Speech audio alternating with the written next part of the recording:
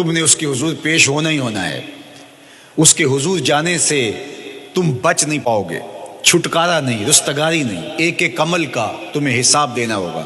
ایک ایک حرکت اور ایک ایک سکنت تمہاری تشت ازبام ہوگی. تمہارا پوشیدہ اور مخفی عمل قیامت کے دن سامنے آ جائے گا. اللہ اکبر. یہ قرآن ہے، یہ کوئی فرضی کہانی نہیں ہے. انہ لقول فصل وما هو بالہزل. فرمایا یہ قول فیصل ہے، یہ طے شدہ حقیقت ہے، یہ امر واقعی ہے. یہ کوئی مذاق نہیں ہے کہ یوں ہی کوئی کہانی بیان کر رہا ہے. یہ سب کچھ ہونے والا ہے. یہ اپنی آنکھوں سے تم دیکھو گے. آج انکار کرو یا اقرار کرو، تمہیں کھلا موقع دیا ہے. حتیٰ کہ تم کافر بن کے زندگی گزارنا چاہو، نمرود بن کے جینا چاہو، فرعون بن کے جینا چاہو، حامان بن کے جینا چاہو، ہم تجھے دنیا پہ موقع دیں گے. لیکن یہ نہیں ہے کہ جب زندگی کی بساط لپیٹے گی پھر کام ختم ہو جائے گا. نہیں، یہ تمہیں ہمیں فرصت دی ہے، پھر ہم نے تم سے حساب لینا ہے. ایک ایک عمل تمہارے سامنے آئے گا. اللہ اکبر. ذرا غور کیجئے. فآمنوا باللہ، تو بہتر ہے کہ اللہ پر ایمان لاؤ. اس کے حضور تو تم نے آنا ہی آنا ہے. بہتر نہیں ہے کہ جیتے جی آ جاؤ، پھر لوگ تجھے اٹھا کے لائیں گے. اچھا نہیں ہے کہ اپنے قدموں سے چل کے آ جاؤ. کی آنکھ سن لوک یعقوب تینوں جدوں ٹر پہ ہوں سر منہ کج کے تو. پھر جو کفن کی تنیوں میں لپیٹ کر کے تجھے لے کر کے جایا جائے گا، تو اچھا نہیں ہے کہ اپنے قدموں سے خود چل کے مالک کی دہلیز پہ چلے جاؤ. ایک حدیث میں آتا ہے کہ اللہ بندے کو اپنے سامنے سے ہٹنے نہیں دے گا جب تک اس سے 4 سوال نہیں کر لے گا. آپ دیکھیے، میں دیکھوں کیا ہم ان سوالوں کے جواب دینے کے لیے اپنے آپ کو تیار کر رہے ہیں. پہلی چیز، اللہ پوچھے گا عمر کہاں گزاری. دوسرا سوال، اللہ تعالیٰ علم کے بارے میں پوچھے گا. جو پڑھا تھا بتا، عمل کہاں تک کیا. خلوت، جلوت، زندگی، شام و سحر تیرے اس سیکھے ہوئے علم کی مطابقت میں تھے، یا علم عزت دولت کمانے کے لیے پڑھا تھا. تیسری بات، اللہ پوچھے گا مال کمایا کیسے، اور مجھے بتا مال خرچ کہاں کیا. آج لوگ نیب سے ڈرتے ہیں کہ ہم سے پوچھ نہ لیا جائے کہ یہ آیا کہاں سے. منی ٹریل پیش کرو، یہاں ہم بچ جائیں گے. کوئی مکر، کوئی دھندا، کوئی فریب چل جائے گا، کوئی پریشر، کوئی افرادی قوت، کوئی سیاسی اثر و رسوخ، کوئی رشوت، کوئی سفارش.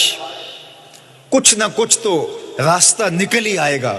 اور آج کی دنیا میں صرف یہی پوچھا جاتا ہے کمایا کہاں سے. یہ نہیں پوچھا جاتا خرچ کہاں کیا. جیسے چاہو خرچ کرو، لیکن وہاں سوال ہوگا وفیما انفقہ، خرچ کہاں کیا. یہ سوال بھی کیا جائے گا. وعن جسم ہی فیما ابلاہ، اور جسم کے بارے میں پوچھا جائے گا اس جسم کو دی ہوئی توانائیوں کو خرچ کہاں کیا. بعض روایت میں ان شباب ہی فیما ابلاہ، جوانی کے بارے میں پوچھا جائے گا تیری جوانی کے خوبصورت دن کہاں گزرے. مجنو بن کے چوکوں میں کھڑا تو نہیں رہا، پارکوں کے گرد پروانوں کی طرح گھومتا تو نہیں رہا، تیری نظر بدکاریاں تو نہیں کرتی رہی، اپنی خواہشات کا غلام بن کے زندگی تو نہیں گزاری، تیری ساری رات 4 انچ کی سکرین کے اوپر بدکاریاں کرتے بسر تو نہیں ہوئی. پوچھا جائے گا بتا جوانی کہاں گزری. جوانی مستانی ہے یہ کہہ کر کے تو نے ہر ضابطے سے چھٹی تو نہیں کر لی تھی، یا جوانی کے تقدس کو تو نے محفوظ کیا اور راتوں کی تنہائیوں میں اللہ کے حضور سجدہ ریزی کرتا رہا. میرے اور آپ کے آقا و مولا نے فرمایا جو جوان جوانی میں توبہ کرے وہ اللہ کو محبوب ہے. اللہ اکبر. اور اللہ جن 7 لوگوں پر اپنے عرش کا سایہ کرے گا ان میں سے ایک شخص کا ذکر کرتے ہوئے فرمایا وَشَابٌ نَشَأَ فِي عِبَادَةِ اللَّهِ، وہ جوان جس کی جوانی اللہ کی عبادت میں گزری. قیامت کے دن جب کوئی سایہ نہیں ہوگا اللہ اسے اپنے عرش کا ٹھنڈا سایہ عطا فرمائے گا. میرے مخاطبین جو اس وقت میرے سامنے موجود ہیں بالمشافہ، اور پوری دنیا کے اندر جو اس وقت مجھے دیکھ رہے ہیں، ان میں زیادہ تر تعداد نوجوانوں کی ہے. تو میں آپ سب سے مخاطب ہوں اور آپ کو کہتا ہوں کہ یہ جوانی دوبارہ نہیں ملنی. بندہ کہتا ہے بڑھاپا آئے گا دیکھ لیں گے.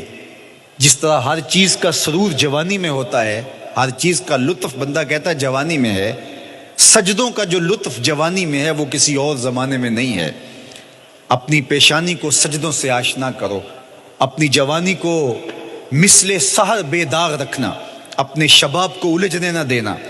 اپنے شباب کے تقدس کو پامال نہ ہونے دینا۔ اس کائنات کا بہترین چہرہ وہی ہے جو جنسی کالک سے محفوظ ہے۔ اپنے تقدس کو مجروح نہ ہونے دینا۔ تمہاری زندگی شبنم سے پاکیزہ تر رہے، سحر سے پاکیزہ تر رہے۔ تمہاری جوانی اتنی خوبصورت ہو کہ محمد عربی کو رشک آئے تمہاری جوانی پر۔ اپنی جوانی کو آوارگی میں بسر نہ کرنا، اپنی اس جوانی کو دین کے لیے وقف کرنا۔ سحری کے سجدوں میں آنسو بہا کر کے